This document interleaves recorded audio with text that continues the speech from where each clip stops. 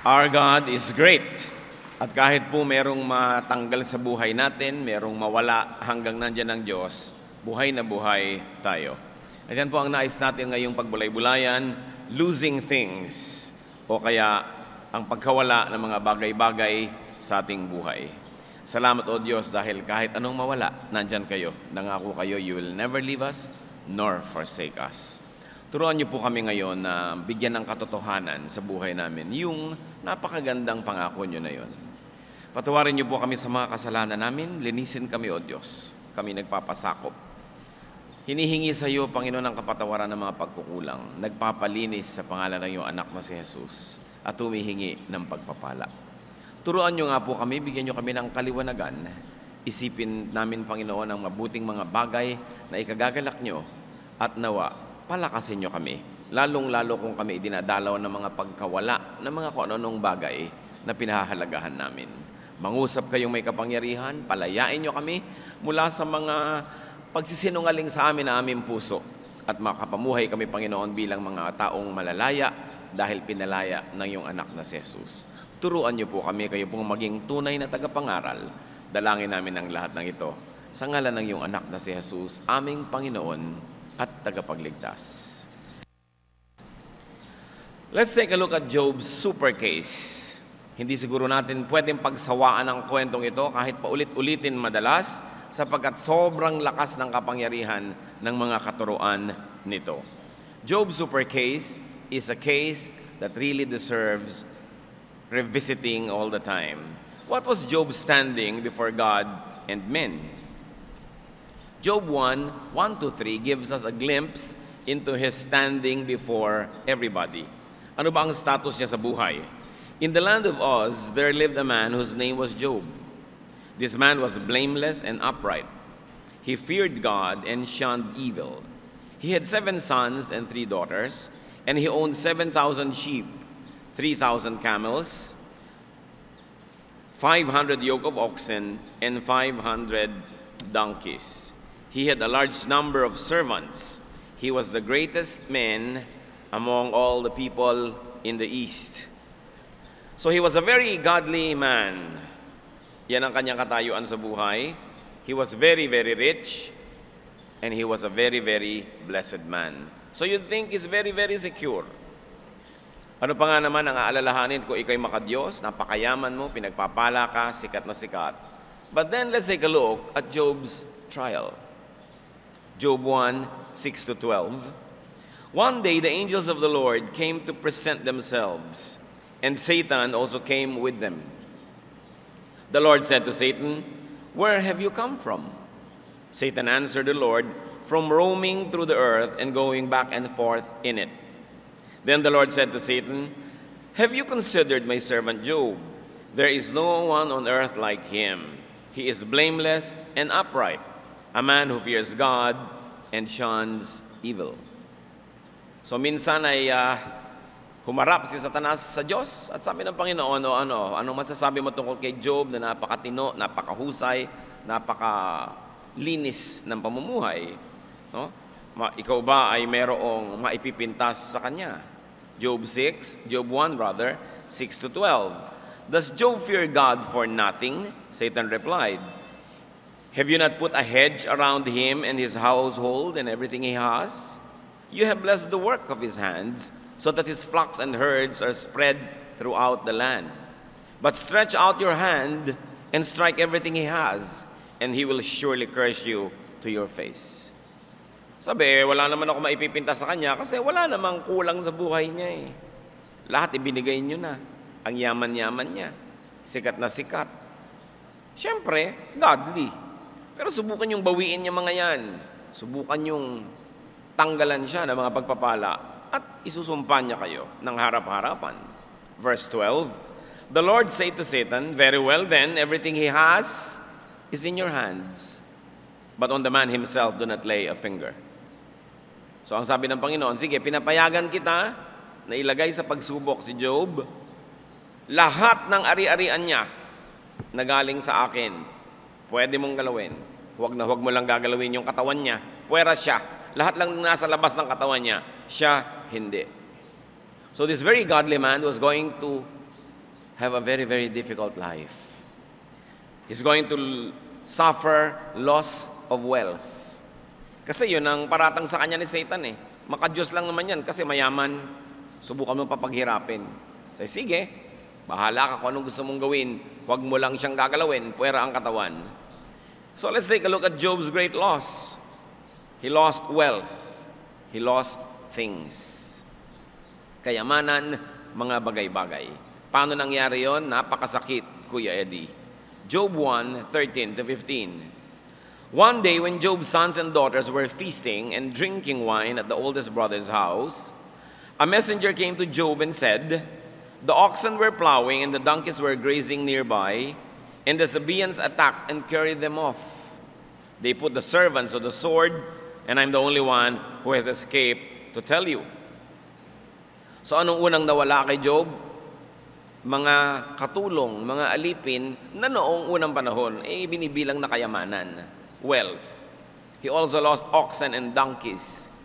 Ang kanyang mga alagang hayop na napakaraming nagpapayaman sa kanya, ninakaw ng mga bandido. So this terrible thing was caused by men. Mga tao ang dinaanan ng dilubyong ito, sila ang lumikha. Para bang bumagsak na ang langit kay Job, pero hindi pa yun sapat. Job 1:16, while he was still speaking, another messenger came and said, "The fire of God fell from the sky and burned up the sheep and the servants, and I am the only one who has escaped to tell you." Kung sa gawin doon ay ninakaw ang kanyang mga hayop at pinatay ang mga katulong, sa banda naman dito ay umulan ng apoy mula sa langit, natupok ang mga natitirang mga hayop doon at ang mga katulong na nag-aalaga ng mga hayop na yon. So there was another great loss of servants and sheep. They were burned up, this time not attributed to men by the witness, but he said, "Fire from heaven." Hindi na galing sa tao, galing na sa taas. It was not man-made. Pwede ka kasing mawalan galing sa tao, pwede kang mawalan galing sa taas. Job 1:17, parang hindi pa kasya ang mga problema na yon in one day. While he was still speaking, another messenger came and said, "The Chaldeans formed 3 raiding parties and swept down on your camels and carried them off. They put the servants to the sword, and I am the only one who has escaped to tell you." So far, sa dami-dami mga katulong ni Job, 3 lang ang natira at lahat sila'y dumating na may masamang balita. Malungkot na balita. Sinalakay naman sila ng iba na namang grupo, ninakaw ang mga kamelyo na kayamanan din. Nung araw, yung mga kamelyo parang kotse yan ngayon. Yung mga kamelyo, pan-transport, kayamanan. Sabi, ako lang po ang natira para maibalita ito sa inyo. There was another great loss of servants and camels. Hindi lang dumating ang problema kay Job, sapin-sapin, patong-patong. No? What was Job's reaction and attitude that showed his character? Siyempre, pag may dumadating sa atin, lumalabas ang tunay nating pagkatao. Job 1:20-22. At this Job got up and tore his robe and shaved his head. Then he fell to the ground in worship and said, "Naked I came from my mother's womb, and naked I will depart. The Lord gave, and the Lord has taken away. May the name of the Lord be praised." In all this, Job did not sin by charging God with wrongdoing. Pagkarami-raming kayamanan ang nawala sa loob ng isang araw, pagkarami-raming tauhan ang namatay sa loob ng isang araw, sabi ni Job, nagpahiram ang Diyos, bumawi, purihin siya, dahil nakahiram ako kahit sandali. At sinabi sa Biblia, sa lahat ng yan, hindi siya nagkasala. Di niya sinisi ang Diyos. Hindi katulad ng marami sa atin, biglang sisisihin ang Diyos. Why, oh God? Why, oh why? Bakit? Bakit ako pa? Yun ang tanong natin What makes you better than your neighbor para sabihin, bakit ako pa? Bakit yung asawa ko pa? Bakit yung anak ko pa? Dapat nating suriin na lahat tayo ay nagkakasala sa Diyos. Balikan natin si Job. Anong ginawa niya? He mourned. Nagluksa. Nakakaluksa naman talaga yung nangyari. Alangan naman mag-party ka. Nalungkot. Inahit niya ang kanyang buhok, nakalbo siya. Sinira niya yung kanyang damit bilang sagisag ng pagluluksa. Tapos nagpatira pa sa Diyos. He worshiped God. Hindi siya nag-worship noon bilang masayang tao. Nag-worship siya bilang isang nagluluksang tao. Mga kapatid, hindi lang po masaya ang nagwo-worship. Kahit ka malungkot, kahit ka nawalan, kahit ka naubusan, kahit ka nagluluksa, pagsamba pa rin sa Panginoon ang dapat gawin. Kaya napakaganda ng kanyang kasaysayan na hindi natin pinagsasawa ang balik-balikan. Bakit niya nagawa yon? Na sa kabila ng lahat sumamba, he refreshed his memory that he never really owned anything. Importante yon. Nawalan kayo ng kwintas, nawalan kayo ng kotse, nawalan kayo ng bahay, alalahanin nyo nung bata pa kayo, yung pinakamalayong mababalikan ng inyong alaala, wala naman kayo ng kotse na yun wala naman kayo ng kwintas na yun, wala naman kayo ng ganung bahay o gamit. So, ibinigay lang sa inyo. Hindi dapat ipagtampo kung binawi. Mahalagang maalala na wala tayong pag-aari. Kaya sa wikang Tagalog, ang tawag sa property, ari-arian. Kunwari lang. Hindi talaga sa'yo. Napakalalim ng kultura natin tungkol sa ownership. Sa atin, hindi natin yan masyadong ina-emphasize. Kaya sa mga probinsya, may kudkurang ka ng nyog, wala, nasa kapitbahay. Nung tingnan mo, wala din doon, ipinahiram na niya sa kabilang baryo. Nung sinundan mo doon, nakarating na rin sa kabilang kalayo-layuan. Kasi hindi naman clear kung sino may-ari niyan Kaya sa ating original culture, hindi naman nagbabakod ang mga tao. Masagwan tingnan. Kasi parang ayaw mo magparaan. So pagka sa mga probinsya, magbabakod ka, nakakahiya yata sa mga kapitbahay natin. Yung mga kagandahang asal na nawawala na because of our urbanization and westernization. The Western concept of ownership, di ba? Pagka may silyang bakante, merong gustong umupo, ang sasabihin sa'yo, may nakaupo ba dyan?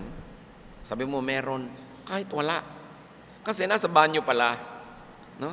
So sa atin kasi ang tao, espiritu, kahit nandun siya, nandito rin siya. Kaya may nakaupo. May nakaupo na ba? Alis ka naman. Sa English yon, hindi naman sasabihin, is somebody sitting there. Although ganun mag-English, yung mga Pilipino, ini-English yung Tagalog. Is somebody sitting there? No? Sa English talaga sabihin, is it taken? Sasabihin sa iyo, it's taken.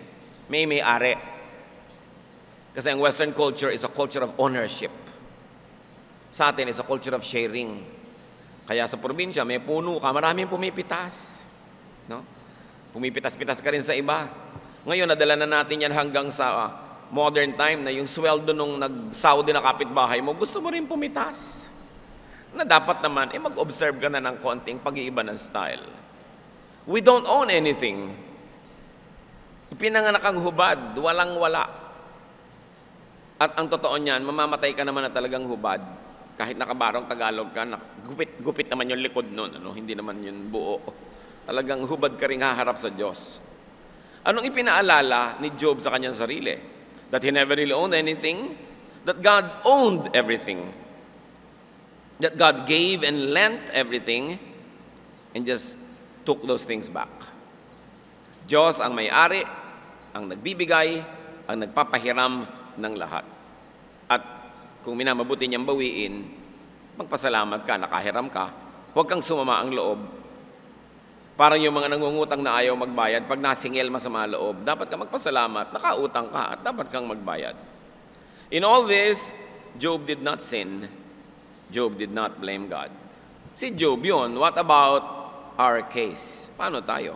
What is our standing before God? Sabi ng Diyos kay Satan, he is very upright in reference to Job. Tayo, sabi ng Romans 3:23, for all have sinned and fall short of the glory of God. Lahat nagkasala, lahat kapos. So kung ikukumpara kay Job, he had a greater status than we. Mas mataas ang kalagayan niya. At kung sa kanya ang taas-taas ng antas ng kabanalan nangyari yon, sa atin pa kaya hindi pwedeng mangyari. Now, what are the possible causes of loss today? Loss could be a trial, tulad ni Job. Trial kung banal ka, diba? Ang sinusubok lang, yung mga banal. James 1:12, Blessed is the man who perseveres under trial, because when he has stood the test, he will receive the crown of life that God has promised to those who love Him. Pinagpapala daw yung sinusubok. Kasi, pag pinayagan ng Diyos na subukin ka, sukat ka niya eh. Alam niya ang ending, mananalo ka. Kaya ang sabi sa Bible, God does not permit us to be tempted beyond our strength, but with the same temptation also gives us a way out.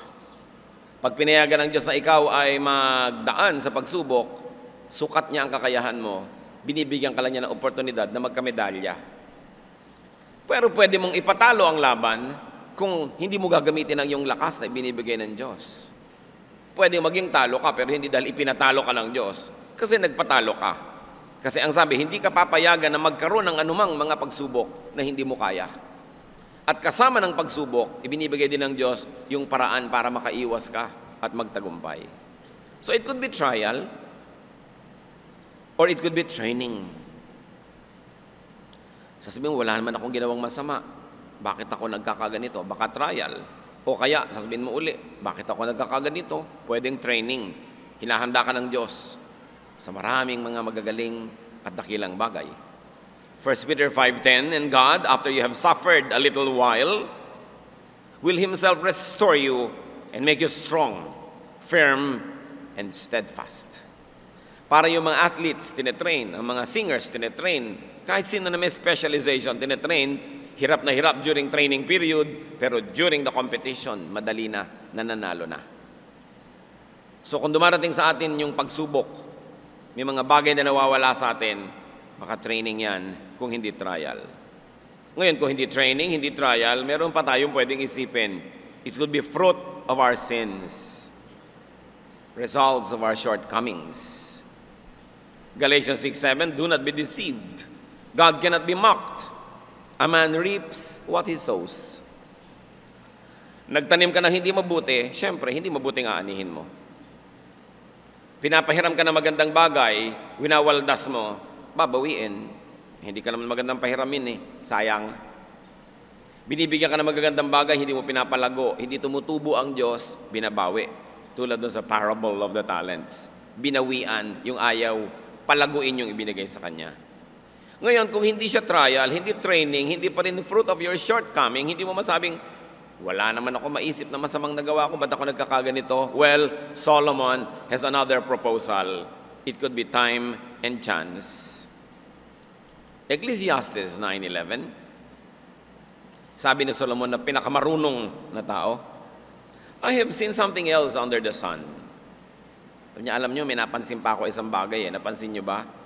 The race is not to the swift, or the battle to the strong, nor does food come to the wise, or wealth to the brilliant, or favor to the learned.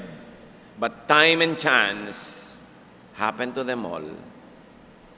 Sabi niya, alam niyo, sa karunungan ko at pag-aaral ko ng buhay, may napansin ako. Hindi laging nananalo sa karera ang mabilis tumakbo. Hindi laging nananalo sa giyera yung malakas. Hindi laging kumakain ng masarap yung matalino. Hindi laging pumupunta ang kayamanan sa magagaling o sa mga aral. Sabi niya, alam niyo, kung minsan, swerte-swerte lang. Sabi niya, time and chance happen to them all. Walang objective reason na tagkataon sa nilaki-laki ng langit, nalaglag yung Skylab o mga spare parts ng satellite, ikaw namang naglalakad, sa'yo pang ulo tumama, time and chance na yun. Nandun ka kasi eh. No? Kung nahuli ka lang ng 1 minuto o lumiko ka lang ng 1 lipa, hindi ka sana tinamaan. Nandun ka kasi. Hindi lahat ng bagay mayroong dahilan. Meron talagang nagkakataon. At kung ayaw niyong maniwala sa swerte-swerte, huwag akong giyerahin nyo. Si Solomon, siya ang may sabi niyan, kinukwento ko lang sa inyo. Sabi yan ni Solomon. So ano ba ang nangyayari sa atin mga kapatid? We lose things. Nawawalan tayo. Sino sa inyo nawalan ng cellphone kahapon? Siguro yung nawalan ng cellphone kahapon, 3 months ago nawalan din. 9 months ago nawalan din. Kasi yung mga nawawalan ng cellphone, sila naman ang sila yung nawawalan eh. Siguro burara. Yung mga nadudukutan, sila na lang lagi ang nadudukutan. Siguro kasi yung pera nila nakaluwa sa bulsa nila, nakatingin sila sa langit.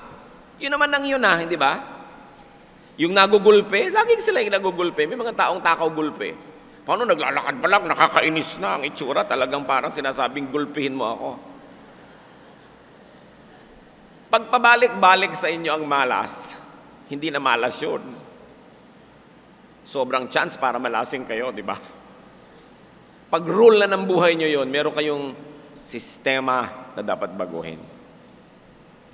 Kung kayo laging nai-in-love, laging naniniwala sa mga kasinungalingan ng iniibig nyo, nakakapitong nobyo na kayo, yun at yun, hindi na malas ang tawag doon. May ibang tawag doon, alam nyo. Di ba? So nawawalan tayo ng pera, nawawalan tayo ng mga puhunan, nawawalan tayo ng bahay, sasakyan, mga makina, mga kasangkapan, nawawalan tayo ng mga alahas, sari-sari. Nangyayari yan. Pero ang mahalaga, what is our reaction? What's our attitude? That shows our character. We can learn from Job. Pwede tayong matuto mula kay Job. Ano bang ginawa niya? Like him, we can mourn. Pwede naman tayong magluksa It's valid. It's all right to feel bad. Kahit ka Kristiyano, kahit ka banal, okay lang malungkot, okay lang manghinayang, tama lang na malumbay. Panapanahon yan Ecclesiastes 3:1 and 4, there is a time for everything, and a season for every activity under heaven. A time to weep, and a time to laugh. A time to mourn, and a time to dance. Kung nawalan ka, panahon yan para malumbay, malungkot, manghinayang. But like Job, we can and we should review the facts. Dapat din nating gunitain, pag-aralan, sariwain ang katotohanan. At ito, kung meron akong matatandaan nyo sa buong maghapon na ito lang ang tandaan natin mga kapatid, we don't own anything. Wala tayong pag-aari. Lahat ay ari-arian, kunwari lang, pahiram lang. Everything we have is God-given. Therefore, everything we have is borrowed. Hiram lang. Psalm 24:1, the earth is the Lord's and everything in it, the world and all who live in it. Ang mundo, ang lahat ng nasa mundo, gumagalaw dito, nakatira dito, nakalagay dito sa Diyos. So wala naman talagang nawawala. Nawala yung cellphone mo, lumipat lang naman sa kamay ng iba, wala naman talagang nawala. Andiyan pa rin yan. Diba? At wala ka namang nabibili. Mayroong isang magandang halaman sa Bulacan Garden, binayaran mo na ang mahal-mahal, dinala mo sa bahay mo para doon lang malanta. Diba? So, ano nangyayari? Wala namang nawala sa planeta, mula doon lumipat lang sa'yo. Nagpapalipat-lipat lang. But nothing is lost or gained in this world. So, dapat hindi tayo masyadong attached. Hindi ka masyadong in love. Kung meron tayong pangalawang dapat matandaan, one is, sabihin nyo nga sa katabi nyo, ano una? Sabi. Ano? You don't own anything. Number 2, you cannot lose anything you never owned in the first place. Yun lang, pwede na kayo umuwi. Yun na yung mensahe. Wala tayong pag-aari, therefore, walang pwedeng mawala sa atin. Kasi paano mawawala sa'yo yung hindi naman sa'yo? So, ay, nawalan ako ng pera. Hindi ka nawalan ng pera. No? Ipinanganak ka, wala ka ng dalang pera. Hindi sa'yo yun, so hindi nawala. Okay? Walang nawala. Nawalan ako ng asawa. Bakit no, ipanganak ka ba? May asawa ka na. Hindi nawala. Hindi naman sa'yo Walang nawawala. Alam nyo kung bakit tayo nagdurusa? People suffer loss because they are deceived into thinking as owners. Nadadaya tayo ng mundo para mag-isip tayong tayo'y may-ari. Wala tayong pag-aari. Kaya talaga napakaganda ng wikang Tagalog Ari-arian. Pag ginamit sa Tagalog yung salitang ari, yun ang private part mo, talagang sayo na yun. Di ba? Itagu-tagumot sa'yo. Pero yung mga bagay-bagay, ari-arian lang. Kaya hindi ka dapat masyadong in love. We do not even own our bodies. Itong katawan na to, Pag sinabi niyong katawan ko, sabihin niyo nga, sino yung nagsasalita? Sino? Pag sinabi niyong ito ang katawan ko, so sino yung may-ari sa katawan mo? Sino yung nagsasalita? Hindi ikaw. Di ba? Yung salitang ito ang katawan ko. Katawan ko. So nakahiwalay pala ako sa katawan na ito para masabi kong akin siya. Ano yun? Sabi sa 1 Corinthians 6, 19 and 20, you are not your own. You were bought at a price. Kahit nga sarili nating katawan, hindi atin eh. Kaya pag sinasabi mo, this is my body, hindi yun totoo. Kahit ang katawan natin, Diyos ang lumikha, Diyos ang may bigay. At kung tayo ay tumanggap sa Panginoong Jesus, yung Espiritong tumatahan sa atin, yun ang may-ari ng katawan. Sabi, you were bought at a price, so glorify God in your bodies. Your body is not for you to give away. Your body is not for you to destroy. It is not your own. So yun ang dating isipin. Paano naman ako mawawalan eh? Wala naman ako talaga. So hindi naman akin yun. Nakahiram lang ako. Like Job, we can and we should worship God in spite of our perceived loss. In fact, we should worship God because of our perceived loss. Nawalan ka na pala, lalo ka dapat sumamba sa Diyos. Magtatampo ka sa Diyos, di lalo ka nawalan. Sa kabila ng kawalaan, in fact, dahil sa kawalaan, dapat lalo kang lumapit sa Diyos. All the more that you need God, all the more that you need to be close to God. Si David, nung nag-aagaw buhay ang kanyang munting anak na may sakit, hindi kumain, nag-ayuno, nagdasal, hindi naligo, hindi nag-ahit. Walang ginawa kundi manalangin. Sabi niya, baka dinggin tayo ng Diyos. Todo na to. Walang kainan, walang liguan, walang gagawin kundi magdasal. Namatay yung bata. Naranasan niyo na ba yan? Kahit kutakot-takot na dasal, sino nang tinext niyo? Prayer brigade, prayer warriors, storming the gates of heaven, prayer, prayer, prayer. Namatay pa rin. Yung ipinagpe-pray. O bumagsak ka pa rin sa exam. O kung ano man yon, nabigo ka pa rin. Anong gagawin mo? Si David, tulad ni Job, may halimbawa. 1 Samuel 12:20. Nung malaman ni David na namatay pa rin yung bata, then David got up from the ground. After he had washed, put on lotions, and changed his clothes, he went into the house of the Lord and worshipped. Anong gagawin niyo pag nawalan? Maligo, magpabango, magbihis, sumamba. Nawala na nga kayo, hindi pa ganun ang gagawin niyo, madodoble ang kawalan. Hindi siya naintindihan ng makatulong. So, bakit po kayo ganyan nung buhay yung bata? Ang lungkot nyo. Ngayong namatay, mukhang sumaya pa kayo. Hindi ako sumaya, sabi niya. Nung buhay pa, may magagawa pa tayo eh. Ngayon namatay na, wala na. Ano pang gagawin natin? Sumamba tayo, yun ang dapat natin gawin. Alam nyo kung kailan nyo pwedeng gawin yun, mga kapatid? Yung pag may namatay, magbibihis kayo, magpapabango, kakain. Kung nung habang nabubuhay, ay pinanalangin nyo, pinaglingkuran nyo, ginawa nyo lahat ng magagawa nyo, tapos namatay pa rin, tumigil na kayo sa kalungkutan. Nagawa nyo ng gagawin nyo eh. Pero kung wala naman talaga kayong ginawa, talagang dapat kayo malungkot niyan. Diba? Kaya dapat yung ginagawa mo para sa mahal mo sa buhay, habang buhay. Para kung namatay, pwede kang maligo, magpabango. Huwag niyong paniwalaan yung mga matatanda sa probinsya na ayaw kang papaliguin pag may namatay. Ang miserable na ng itsura mo kasi. Pero alam nyo, meron din kahulugan nyo kasi nung araw yung mga banyo ng mga bahay ang lalayo eh.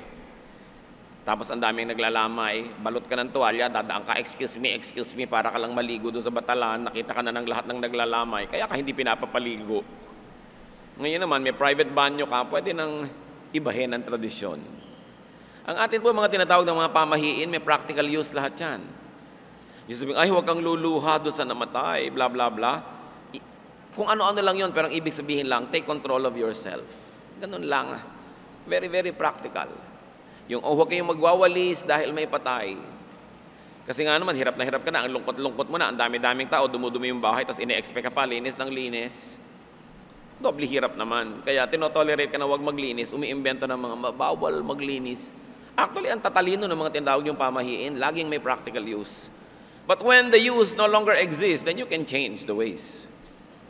So, itong si Job, namatay lahat ng katulong, namatay ang mga anak, at hindi pa yun ang topic natin, sa second service pa yun, yung mga anak. Ngayon, kayamanan pa lang.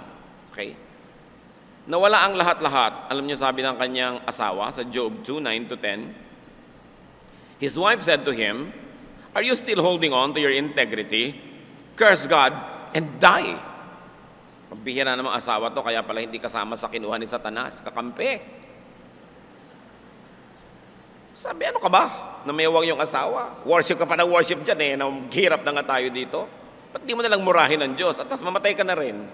Kaya itinira ni Satanas, kakampi sa pagpaparusa kay Job.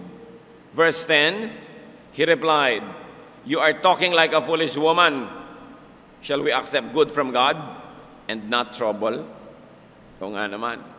Kung pambihira ka, di ka magpakatalino. Pipiliin lang ba natin na tatanggapin natin sa Diyos? Kung anong gusto niya ibigay, yun ang tatanggapin natin. So the lesson from Job, accept whatever God gives you.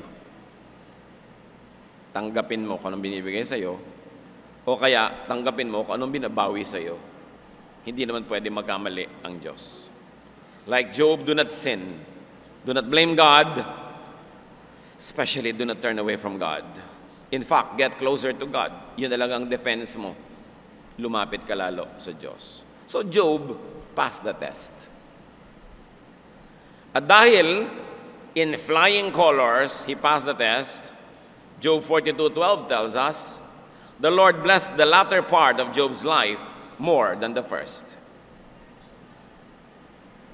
Sa makatuwid, kung gaano karaming kayamanan ni Job nung una, bago nalipol, dinoble pa ng Diyos. At kahit namatay lahat yung anak niya, binigyan siya ng pagkahaba-habang buhay na nagkaroon pa siya ng mga anak na higit pang magaganda at higit pang mas magagandang lalaki. Job 42:16-17, after this, Job lived 140 years. He saw his children and their children to the 4th generation, and so he died, old and full of years. Hindi siya 140 years old, mga kapatid, ha? After everything happened, he lived an additional 140 years. Gusto niyo yun? Naku, mahihirapan ang mga dermatologist sa inyo niyan. Pero, pwede. Kasi, walang imposible sa Diyos.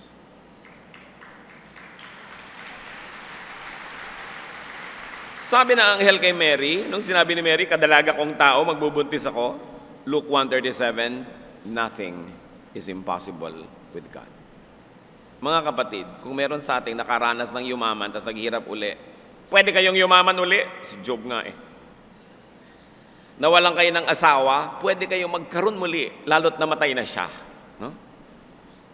Nawalan kayo ng pag-ibig, pwede magkaroon muli, muling buksan ang puso. No? Nawalan kayo ng mga bagay-bagay, nalugi kayo sa negosyo, pwede pa kayong bumangon. Bakit?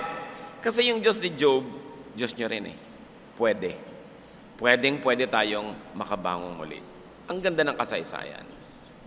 When facing and suffering loss, do a Job. Trust God. Magtiwala. Pag nawawala na kayo ng mga bagay-bagay, nawawala na kayo ng mga tao sa paligid, tiyakin yung hindi kayo mawawala ng pananalig. Kasi yun na lang ang natitira nating yaman at pag-asa. Proverbs 3:5, trust in the Lord with all your heart and lean not on your own understanding. Huwag ka magtiwala sa sarili mong dunong, sa sarili mong karanasan, sa sarili mong logic. Sometimes, hindi logical sa ating standard ang ginagawa ng Diyos. Sabi niya, lagi kang magtiwala and entrust yourself to God. Nawawalan ka na nga, kanino pa ipagtitiwala ang sarili mo? Dapat sa Diyos. Hindi kung kanino. Jeremiah 29:11, sabi ng Diyos, for I know the plans I have for you, declares the Lord. Plans to prosper you and not to harm you. Plans to give you hope and a future. Pwede nating angkinin ng pangako na ito. Sabi ng Diyos, may plano ko sa iyo. At hindi masama ang plano ko para sa iyo. Ang plano ko, payamanin ka, di ka saktan, bigyan ka ng pag-asa, isang magandang kinabukasan. May plano ang Diyos. Dapat tayo magtiwala at dapat tayong sumunod. At kung tayo nawalan, on a practical level, do what you can to regain lost things. Kumilos ka uli, nalugi ka pala, mamuhunan ka uli, kahit konti-konti na naman. Siguradong may natutunan ka na sa nakaraan mong pagkalugi, better ka na ngayon. Dapat magtrabaho uli, sikapin muli. Nasaktan ang puso mo, pagalingin mo, tapos magmahal ka uli. Kailangan, handa ka na bawiin ang mga nawala. Proverbs 14:23, all hard work brings a profit. Pag nagsisikap, meron kang pakinabang. Sabi ng matatanda, pag may tiyaga, ay nilaga. Pag may isinuksok, may nabubunot. Alam nyo kasi yung teorya na yun noon, ang mga bubong nung araw nipa, sapin-sapin na ganon. Pag nagluluto ka, halos abutin mo yung bubong mo. Abot mo. So pag may pera ka, isinuksok mo doon, sabi niya, may mabubunot ka. Pag may tinago ka, meron kang ilalabas sa pangangailangan. It's very important. Meron pa bang isang dahilan kung ba tayo nawawalan, mga kapatid? Nawawalan tayo para yung kamay natin mawalan ng hawak, para muling maging bukas, para tumanggap ng bagong pagpapala. We lose to find. We lose so that we can be empty enough to receive new blessings. Kaya kung nawalan kayo ng boyfriend, ang lungkot-lungkot nyo, huwag nyo isipin yan. Binibigyan lang kayo ng pagkakataon ng Diyos na maging bakante para dumating yung mas mahusay. At pag dumating na yung mas mahusay, pupunta ka kay X. Sabihin mo kay X, thank you very much that you were such a monster. Kung hindi sana ako natauhan at hindi ako magkakaroon ngayon itong Mr. Right. Idalangin nyo pagka kayo nawala ng ganon, lalo't inapi-api kayo, kinawawa-kawawa kayo, pasalamat kayo't nawala. Ngayon, bakante kayo para tumanggap ng bagong pagpapala. Kaya lang, huwag naman yung pag nakita nyo si X, nakayuko kayo sa lupa dahil yung bago nyo ngayon, worse. Para ka naman hindi natutunon. No, kailangan sasabihin mong, thank you so much, it did not work. No? Salamat na lang hindi siya nag-work kasi kung nag-work yun, hindi ko makikita tong isang to. Live in that hope. Because as they say, when God closes a door, He opens a gate. Hayaan nyo magsara ang Diyos. Alam niyang ginagawa niya. Meron siyang ibang bubuksan kung ikaw ay anak niya at ikaw ay nananalig, sumusunod. Even if Job's happy ending doesn't happen exactly to you, be exactly like Job in sticking closely to God. Gayahin natin si Job, kahit yung ending hindi ganun, kahit hindi ka mabuhay ng plus 140 years, kahit ano pang maging wakas niyan, tularan natin siya, hindi siya bumitaw sa Diyos. Isaiah 40:31, but those who hope in the Lord will renew their strength. Nangihina na pala kayo, ang gawin, hope in the Lord. Babalik ang lakas. So they soar on wings like eagles. They run and will not grow weary. They will walk and not be faint. In other words, you will go beyond the ordinary. So what's your antidote to pain due to loss? Kanina pa natin pinapaulit-ulit, ano ba talaga ang pangontra? Sa hirap ng loob pag nawawalan, do not be attached to things. Do not be attached. Kung nandyan, salamat. Kung wala, salamat pa rin. 1 John 2:15-17, do not love the world or anything in the world. The world and its desires pass away, but the man who does the will of God lives forever. So what have you lost? What do you fear losing? May tanong ako, huwag muna kayo magsara ng mga notes nyo. Anong kinakatakot nyo mawala, kapatid? Usually, yumaman ka na, ang number one mong fear, maghirap muli. Usually, nakakita ka ng, wow, jackpot, ako sa papa ko ngayon. Takot na takot ka nang mawala yan. Nakarating ka na sa isang level ng pamumuhay na ang taas, ang takot mo bumaba uli yun. Alam niyong dapat gawin kung natatakot tayong ganon, mga kapatid? Practice. Mag-practice kayo na mawalan. Para kung sakaling dumating, huwag naman, medyo sanay kayo. Halimbawa, marami kayong sasakyan, 30 taon na kayo hindi nakakapag-bus, paminsan-minsan mag-bus kayo. Ang dami-dami yung pera, nabibili nyo lahat ng kakainin nyo, paminsan-minsan, sasabihin nyo sa inyong bahay, today we're going to live on wage earners budget. Sa 3 araw, kakain tayo ng kinakain ng mga minimum wage earners. Practice. Sanay kayo lagi naka-aircon. O ngayon, mga 2 araw wala tayong aircon. Mag-practice. Kung dumating man, medyo may rehearsal ka, hindi masyadong shocker. At kung hindi dumating, na sana'y wag, nada mamumuli kung paano mahirapan. At kung ganon, bumubukas ang iyong puso sa mga nakapaligid sa iyong nandun pa sa hirap. Kung minsan kasi gumiginhawa ka, namamanhid ka sa kahirapan, ayaw mo nang balikan, ayaw mo nang sariwain dahil traumatic, pero nakakalimutan mo ring maraming tao nagdurusa pa na pwede mong tulungan. Na-review. Mahalaga yun. Mag-practice. And stay godly.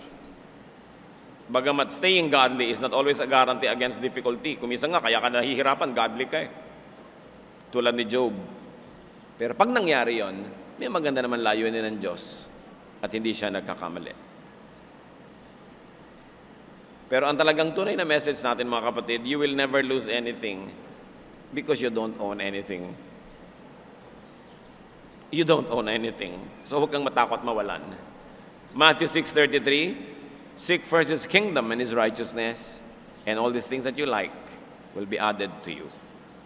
Aming Diyos, salamat sapagkat kayo ay Diyos na may-ari ng lahat at nagpapahiram sa amin.